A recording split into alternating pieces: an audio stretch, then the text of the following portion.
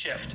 What looks like cruelty to the outside observer is often the long, delayed recoil from years of bending too far. It is the natural counterforce to exploitation, the moment when the empath says in action, if not in words, enough. And this reversal is profound because it demonstrates that compassion itself contains the seeds of strength and severity. The empath does not become less perceptive when hurt. They become more dangerous precisely because they still see everything. Only now they are no longer using that vision to soothe.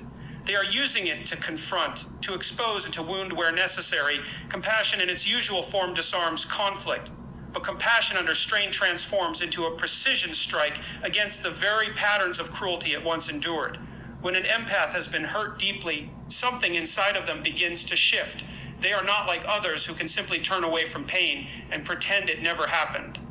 An empath absorbs it, feels it fully, takes it in as though it were their own. For a long time, that absorption serves a purpose. It allows them to maintain relationships, to smooth conflicts, to keep fragile connections alive. But when the pain comes from a narcissist, when it is constant, intentional, and designed to control, the empath eventually reaches a point where their very capacity to absorb becomes the source of their undoing. That is the moment when they decide, perhaps not even consciously, to stop holding all of it inside. And when that happens, everything changes. Instead of being the silent container for the narcissist's anger, fear, and cruelty, the empath begins to reflect it back. What they once carried alone is returned to its source. The mirror is turned around, and the narcissist is forced to face what they have created. For the empath, this is not an act of malice, but of necessity. They have realized that absorbing pain endlessly only destroys them, and they will not continue to be destroyed.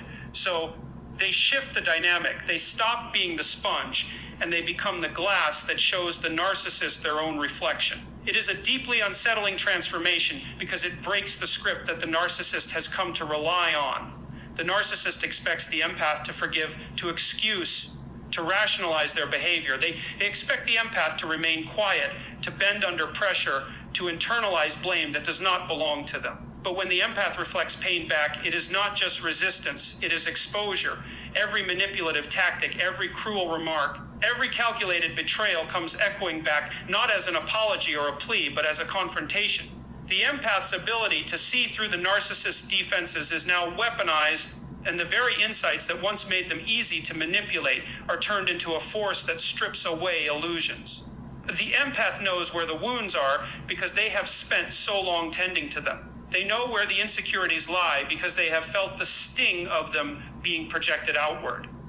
And when they stop absorbing and start reflecting, the narcissist is left defenseless against their own tactics. Suddenly, the games no longer work. The guilt trips fall flat. The gaslighting fails to confuse.